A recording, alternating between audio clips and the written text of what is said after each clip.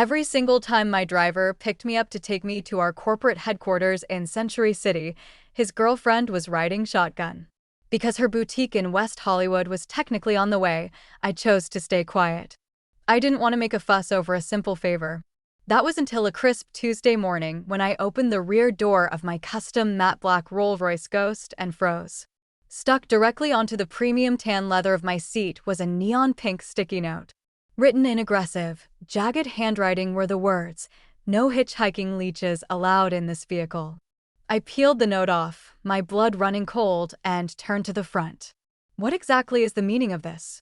His girlfriend, Chloe Sterling, was sitting in the passenger seat, caked in heavy Instagram filter makeup. She turned around, glaring at me with open, venomous contempt. Can't you read? Every single day, you use my boyfriend for a free ride.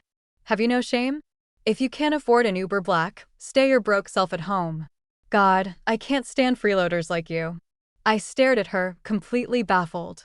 The driver, Austin Miller, rushed out of the front seat, hurried over to my side, and lowered his voice to a frantic whisper. "Ms. Vance, please. Chloe doesn't know I'm just a chauffeur. She thinks I own the car and the company. She's insanely jealous, and this note, it's just her twisted way of showing she cares about me." He paused, swallowing hard, before adding the ultimate insult.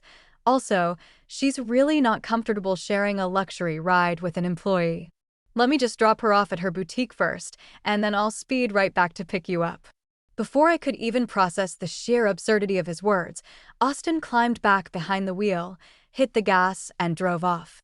I was left standing on the curb of my Bel Air estate, watching the taillights of my own $250,000 vehicle disappear down the winding road. I stood there for exactly 10 seconds. Then, calmly, I pulled out my iPhone and dialed 911. "Hello, LAPD? A man and a woman just grand theft auto'd my vehicle from my driveway without authorization. I'd like to report a stolen car." Never in my life had I imagined that as the CEO of a multi-billion-dollar publicly traded tech empire, someone would look me dead in the eye and call me a freeloader inside my own property. 20 minutes later, a police cruiser pulled up to the gates. Two officers had barely stepped out to take my statement when Austin came tearing around the corner in my Rolls-Royce. He slammed on the brakes, the tires screeching to a halt just inches from the police car. He jumped out, his face completely chalk white, looking like he was about to faint. "Ms. Vance, what happened? Why are the police here?" Austin gasped, trembling. One of the officers stepped forward, sizing him up. "Are you the individual who took this vehicle without authorization?" The last bit of color drained from Austin's face. No, officers. This is a massive misunderstanding." He threw his hands up, palms out. "I'm Ms. Vance's personal driver. I drive her every day. I just had to drop someone off on the way. It took a few extra minutes, that's all. Nobody stole anything. Look, I brought the car right back." He gestured frantically at the Rolls-Royce, forcing a terrifying, sweaty grin. The officers looked at me, then back at him. "Ms. Vance, do you want to press charges for auto theft?" I opened my mouth to say yes, but Austin leaned in close, his voice dropping to a desperate, breaking whisper. "Ms. Vance, please, for my father's sake. Oliver drove for you for 6 years. Just let this go. You know his heart condition is bad. I finally found a girlfriend, and making her happy is the one thing he wanted to see before he passes. What I did back there, I just did it to keep things stable between us. I had no choice." The mention of his father instantly softened the icy rage in my chest. Oliver Miller had been my personal chauffeur for 6 loyal years. Honest, dependable, a master behind the wheel, and never once a source of drama. In all those years, he was never late, never complained, and always tried to politely refuse his massive Christmas bonuses until I forced him to take them. 3 months ago, Oliver was diagnosed with a severe cardiovascular condition requiring permanent rest. On his last day, face flushed with embarrassment, he had begged me to give his son, Austin, a chance because the boy had just lost his job. Out of respect for Oliver, I gave Austin the job. But starting last month, things changed. The day the madness began, Austin showed up with Chloe in the passenger seat. He had claimed her boutique was on the way and asked if I minded. I didn't mind a simple carpool. But gradually, it became a fixed daily routine. Austin would pick Chloe up first, then come for me. At first, Chloe just liked snapping selfies and recording TikTok videos in the passenger seat, showing off to her followers too. The blow came entirely out of nowhere. I stood rooted to the spot, my cheek burning with a sharp, searing heat. Everyone in the room fell dead silent, staring with wide, shocked eyes. "Chloe, oh my God, what's going on?" one of her friends gasped, lowering her phone. Chloe jabbed a manicured finger directly into my face, her features twisted into a mask of pure disgust. "This is the pathetic hitchhiker I was telling you guys about. Mooching rides off my boyfriend on her way to work wasn't enough for her. Now she actually tracked his GPS or something to mooch off his mansion." I looked at her, my voice eerily calm despite the ringing in my ears. "Who exactly told you this is Austin's house?" Chloe let out a sharp, mocking laugh that echoed through the high ceilings. "He did. He owns the place, you delusional gold digger. He told me everything. You're just some low-level assistant at his tech firm, and he only lets you ride in his car out of pure charity because he felt sorry for your broke background. But you mistook his kindness for an invitation. You've been trying to seduce him for weeks, and now you show up at his private Malibu estate to throw yourself at him? Let me make one thing crystal clear. Austin is the CEO of Vance Industries. You are nothing." So that was the twisted fantasy Austin had fed her. It all clicked into place. In Chloe's mind, Austin was the billionaire tech mogul. The Rolls-Royce was his, this villa was his, and I was just a desperate, freeloading employee trying to climb the corporate ladder through her boyfriend's bed. No wonder she had treated me like garbage. No wonder she sprayed disinfectant and laid down plastic covers. Chloe turned back to her entourage, shouting at the top of her lungs, "You want to know how truly shameless this trash is?" She literally wouldn't get out of his car, so Austin had to start driving all the way to West Hollywood to drop me off first, then double back to pick her up just so she wouldn't throw a psycho tantrum and ruin his company's reputation. My eyes went wide. The late arrivals. The endless, flimsy excuses about traffic on the 405 and burst pipes. He hadn't stopped driving her at all. He was just sneaking around, using my luxury vehicle as a personal taxi for his girlfriend, burning my gas and making me wait on my own curb. Well played, Austin. Well played. You wanted to treat me like a fool in my own life? Then don't blame me for the storm that comes next. I reached into my pocket, pulled out my phone, and dialed Vance Industries' top corporate defense attorney. "Christine, bring the full security and legal team to my Malibu estate on Pacific Coast Highway immediately. We have a massive..." Before I could finish the sentence, Chloe lunged forward. She snatched the iPhone straight out of my hand and hurled it against the travertine floor, shattering the glass screen into a web of cracks. But she wasn't done. Her eyes dropped to my neck, locking onto the jade pendant resting against my collarbone. Her eyes lit up with malicious greed. "That jade doesn't look cheap. Let me guess, you spread your legs for some old sugar daddy to buy it for you." With a violent, lightning-fast jerk, she grabbed the chain and ripped it off my neck. The heavy gold link snapped, digging into my skin. The blood drained completely from my face. "Give that back to me right now." My sudden, desperate panic only made her cruel smile sharpen. She dangled the green stone just out of my reach. "Oh, did I touch a nerve? This little rock must be worth a fortune." "It's worthless to you," I blurted out, lunging forward, my heart hammering in absolute terror. "But it means everything to me." "Give it back." That jade pendant was the only thing I had left of my mother. I had been a sickly, fragile child, hospitalized at 4 years old in critical condition. The doctors had told my parents to prepare for the worst. Refusing to accept my death, my mother had traveled to a sacred monastery nestled deep in the mountains. To prove the absolute sincerity of her devotion, she walked up the steep, jagged stone steps in the blistering, 100-degree summer heat, prostrating herself completely, one full bow for every single step from the base of the mountain to the very peak.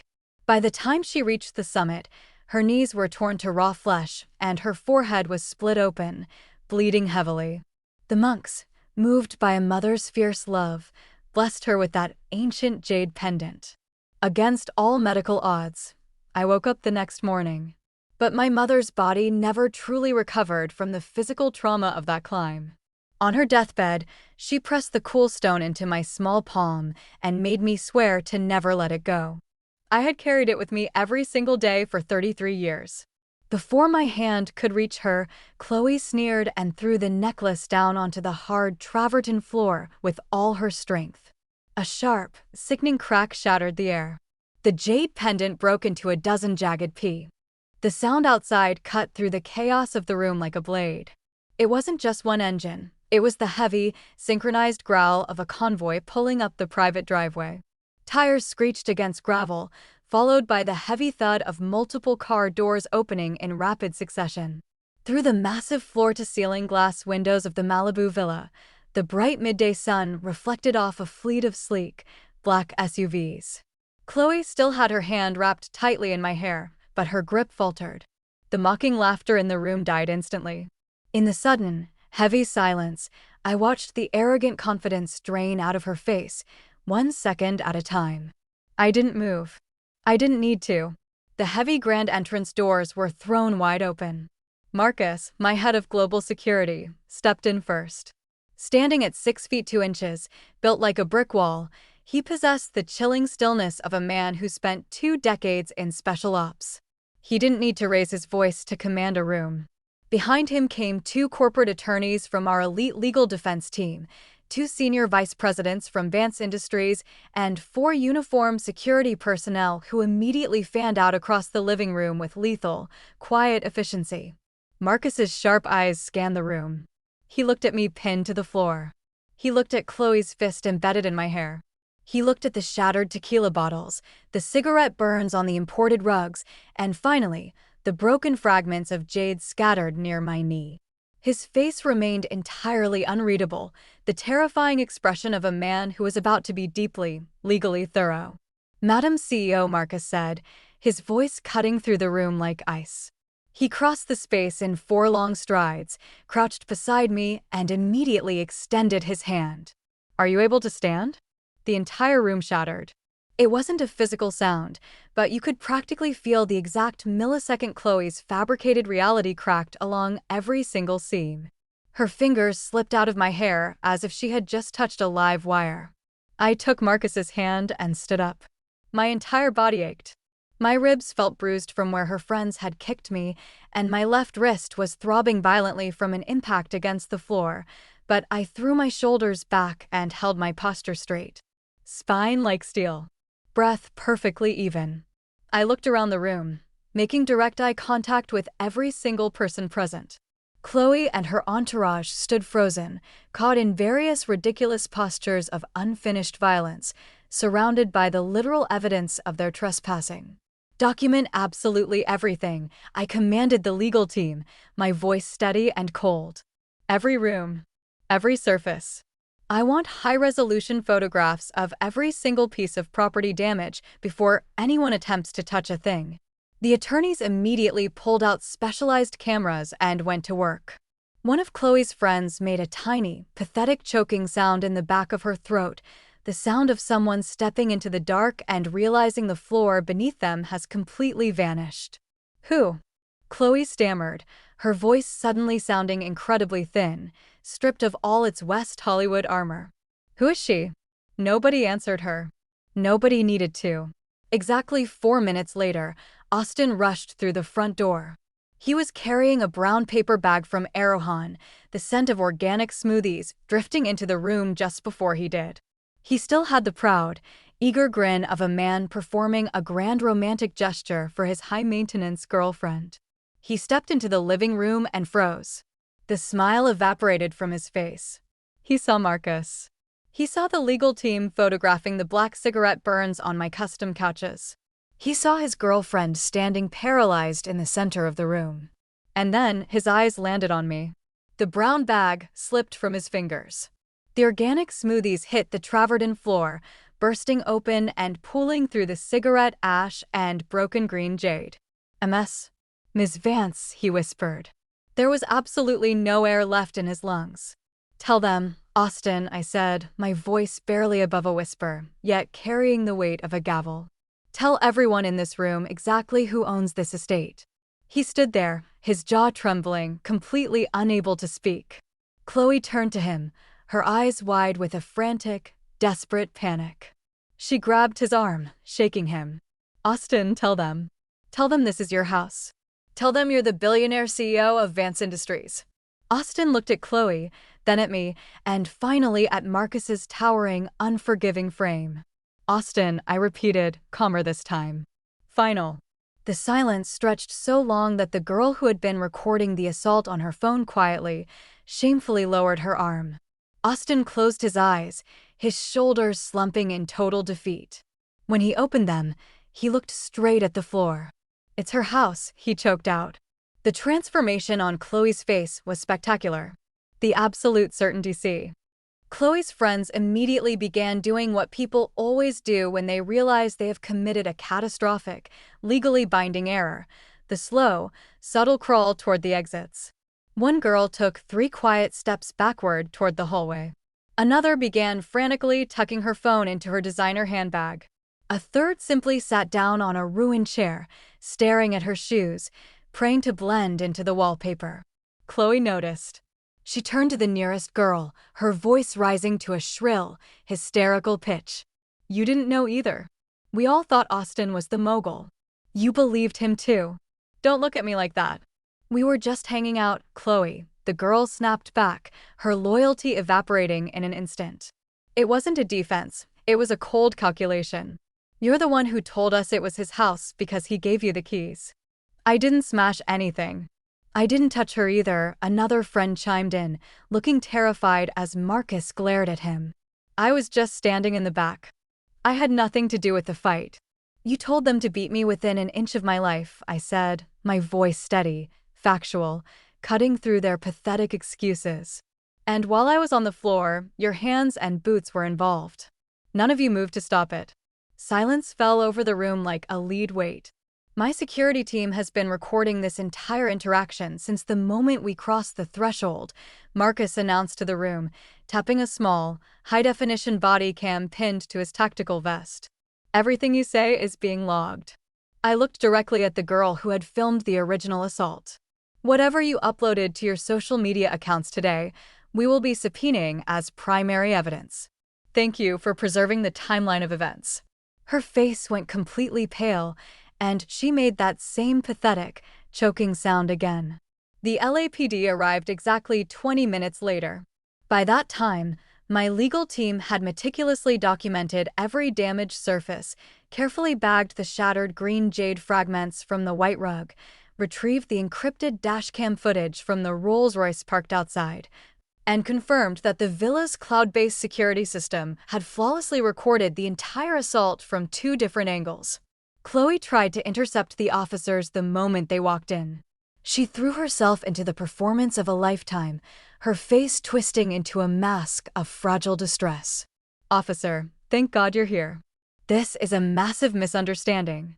I was invited to this property by my boyfriend, and this woman broke in and physically attacked me first. Look at my face. The lead officer calmly but firmly held up a hand, stepping back from her. Ma'am, please step back. We will take statements from everyone individually. She attacked me. Chloe shrieked, pointing a trembling, manicured finger at me. I said absolutely nothing.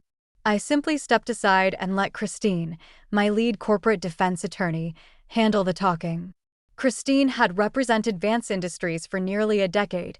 She had a way of presenting information that was completely polite, entirely professional, and legally devastating. She handed the lead officer a pristine, leather-bound folder containing a typed summary sheet. Officer, this is Ms. Elise Vance. She is the Chief Executive Officer of Vance Industries and the sole deed holder of this private estate. She arrived today to find her property occupied without authorization, her high-value personal assets destroyed, and herself physically assaulted by the individuals in this room. Christine gestured calmly toward the trembling crowd. We have comprehensive villa security footage, dashcam data from the corporate vehicle used to trespass, and social media content uploaded by the suspects themselves confirming a 6-week pattern of grand theft and criminal trespassing. Furthermore, we are pressing charges for aggravated assault and the intentional destruction of an irreplaceable heirloom. The officer looked at the trashed living room, at the broken tequila bottles, at Chloe, and then at me. Finally, he looked at Chloe's friends, who had collectively decided to play dead. "We're going to need identification from every single person in this room," the officer declared. Austin saw the handcuffs coming. He slipped out the side door into the driveway, tracking me down as I stood near the edge of the cliff, breathing in the fresh Malibu ocean air that finally didn't smell like vape smoke and cheap tequila. "Miss Vance," his voice was that same desperate, breaking whisper from the parking lot weeks ago. Same pleading frequency, same pathetic eyes. I didn't turn around to look at him. "My father," he started, his voice cracking. "Please." "His heart." "No, Austin," I interrupted. He blinked, tears forming in his eyes. "Your father spent 6 honorable years building a reputation for absolute integrity," I said, my voice echoing over the sound of the crashing waves below. I spent that evening at a private hospital in Santa Monica. The medical report was a cold, clinical catalog of their violence: a severely sprained left wrist, deep bruising along my jawline where Chloe had struck me, 2 cracked ribs, and defensive contusions mapping my forearms. Christine had the documentation sent directly to our legal archive before the ink was even dry. I sat in the quiet room, holding the plastic evidence bag containing the fragments of my mother's jade. The police had taken their photographs, leaving the physical remains with me. Through the clear plastic, the jagged green shards looked devastatingly small. 33 years of carrying her sacrifice ended in a 3-minute tantrum by Chloe Sterling. I sat there as the bright Malibu afternoon faded into a bruised California twilight, letting the grief wash over me completely. There is no corporate strategy for a broken heart. You just have to sit in the quiet and carry the weight of it. Then I dialed my personal jeweler, a master artisan who had handled rare estate gems for my family for decades. "I have fragments," I told him. "Ancient jade. It can't be restored to a whole stone. Tell me what we can create." We spoke for 20 minutes. When I hung up, the ache in my chest had hardened into a quiet resolve. The fragments would be suspended in a heavy, custom-hardened glass medallion, sealed forever in clarity. The damage wouldn't be hidden or disguised. It would be visible, framed in solid gold. A different shape, but the same absolute weight. She would still be with me. The next morning, Oliver Miller came to the hospital. The cardiovascular condition had taken a brutal toll since I last saw him. He looked fragile, leaning heavily on a dark wooden cane as he stood in the doorway of my recovery room. His face didn't wear the frantic, calculating panic of his son. It wore something much heavier, pure, unadulterated shame. He didn't use the cane to walk in. He leaned it carefully against the wall, stepped to the foot of my bed, and pressed his weathered hands together. "Miss Vance," he whispered. "Oliver, please," I gestured to the leather armchair beside the bed. "Sit down. You shouldn't be standing." "I should stand for this," he said, though his knees betrayed him, forcing him into the seat. He looked at me with the clear, direct gaze of a man who refused to blink in the face of disaster. "Austin's former supervisor called me last night. Then the precinct called. I know what he did." He shook his head, his voice cracking. 6 years, Miss Vance. I drove for you for 6 years, and you treated me like family. And I asked you to bring that boy in. You asked me to give a young man an opportunity, Oliver, I said softly. What he chose to do with that opportunity is entirely on him. I don't blame you.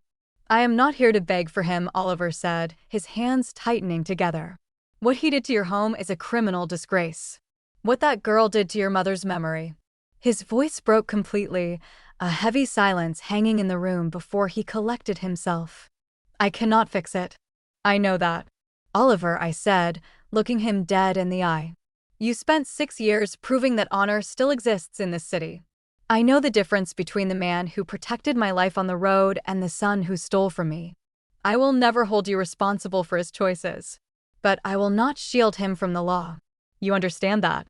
Yes, the old man whispered, bowing his head. I understand perfectly. We talked for a few minutes more, about his treatment, about the jeweler's plan for the glass medallion. When he stood up to leave, he paused at the door, his hand resting on his cane. Your mother would have been incredibly proud of the woman you became, Miss Vance. I think you should know that. He left before I could find the words to answer. 48 hours later, Vance Industries' public relations team released a formal statement. Christine had drafted it to be lethal in its simplicity. On Saturday, June 20th, Ms. Elise Vance, CEO of Vance Industries, arrived at her private Malibu residence to discover the property had been occupied without authorization for a period of 6 weeks. The unauthorized occupants caused extensive property damage, including the malicious destruction of an irreplaceable family heirloom. Upon discovery, Ms. Vance was physically assaulted by a group of individuals, sustaining documented injuries including cracked ribs and a severe wrist sprain. The individual who facilitated the trespass has been identified as Austin Miller, a corporate driver who falsely represented himself to the occupants as the CEO of Vance Industries. The vehicle utilized, a custom Rolls-Royce Ghost belonging to the corporate fleet, was also misappropriated. Austin Miller's employment has been terminated effective immediately. Vance Industries is actively pursuing comprehensive civil and criminal actions for grand theft, criminal trespass, property destruction, fraud, and aggravated assault. Per my explicit instructions, the press release included 3 high-resolution images: the trashed Traverden living room, the charred white couches, and a stark photograph of the shattered jade pieces inside the LAPD evidence bag. I didn't want sympathy, I wanted documentation. By Tuesday afternoon, the story had completely consumed the LA tech and lifestyle blogs. The contrast between Chloe's curated Instagram reality and the criminal filing was devastating. Her followers immediately began weaponizing her old posts against her. Living my best life in our weekend house, she had captioned a TikTok video filmed in my living room 6 weeks ago. When Babe buys the custom spec, she had written under a selfie in my back seat, the exact seat where she had left the neon pink sticky note calling me a hitchhiking leech. By Wednesday morning, the mid-level fashion brand in West Hollywood where Chloe worked in marketing issued a one-sentence statement confirming she was no longer associated with the company. Her influencer entourage frantically began uploading tearful apology videos, claiming they were entirely misled by Austin's lies and had only acted in self-defense. Our legal team logged every single video as an admission of presence at the crime scene. Chloe tried to film a 7-minute apology from her apartment, crying directly into the camera. She blamed Austin entirely, casting herself as a victim of a grand romance hoax. She conveniently omitted the perfume spray, the plastic seat covers, the broken gold chain, and the order to have her friends beat me to the floor. The internet didn't buy it. The evidence was too absolute. Within 12 hours, the backlash was so severe she deactivated her accounts entirely. The legal proceedings took 5 grueling months. Christine built a flawless, unyielding case. The jade pendant's historical and sentimental value was documented through family records and historical data from the monastery, establishing it in court as an irreplaceable cultural and personal asset. Austin settled before the first trial date. He had no capital, no career, and a permanent black mark on his record that effectively barred him from any high-security or corporate transport position in the state of California. Chloe fought the civil damages until November. I attended the final hearing in downtown LA. When she walked into the courtroom, the arrogant girl from the Malibu couch was gone. Her designer clothes looked heavy on her slumped shoulders. The West Hollywood confidence had completely evaporated. The judge handed down a massive ruling covering full property restoration, medical damages, and the maximum penalty for the irreplaceable loss of the heirloom. As the court adjourned, Chloe stood frozen by the defense table. Her attorney was already packing his briefcase, refusing to look at her. She caught my eye across the room. "Miss Vance," she whispered, her voice tiny and broken. "I'm sorry." I picked up my leather briefcase, looking at her one last time. "You aren't sorry you broke it, Chloe," I said calmly. "You're just sorry you finally found out who it belonged to." I turned and walked out of the courtroom into the bright California sun. The jeweler delivered the medallion a week later.